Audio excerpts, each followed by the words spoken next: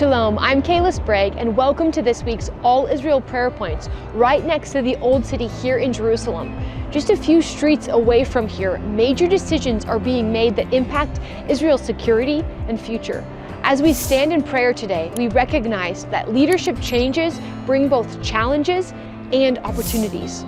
We seek God's wisdom in this critical hour. This week marks a significant transition in the Israeli Defense Forces as Lieutenant General Herzi Halevi stepped down and Lieutenant General Eyal Zamir took over the role as IDF Chief of Staff.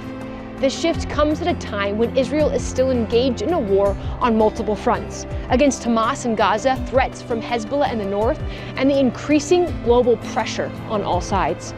Amidst these changes, we take comfort in Psalm 121, 1 and 2, which reminds us, I lift my eyes to the mountains. Where does my help come from? My help comes from the Lord, the maker of heaven and earth. Now let's pray together, focusing on these specific points. First, let's pray for divine wisdom for the new IDF Chief of Staff, that God would grant him supernatural discernment as he takes on this enormous responsibility. We're reminded in Proverbs 2:6, for the Lord gives wisdom. From his mouth come knowledge and understanding. Second, let's pray for strength and protection for Israel's soldiers, many fathers and brothers, that the IDF would be guided by God's hand and shielded from harm.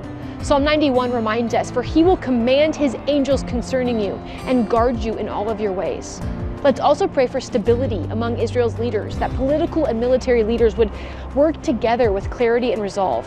1 Timothy 2 says, I urge you then, first of all, that petitions, prayers, intercession, and thanksgiving be made for all people, for kings and all those in authority, that we may live peaceful and quiet lives in all godliness and holiness.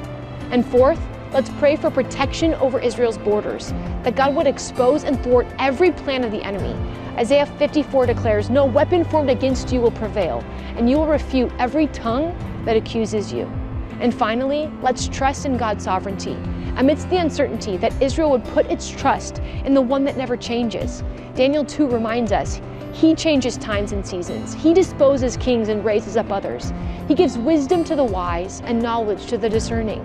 In these shifting times, we trust in God's unshakable plan. He is our defense, our protector, and our guide. Thank you so much for praying with us. Would you share scriptures you're standing on in the comments below as we continue to lift up Israel in this season of transition and turmoil?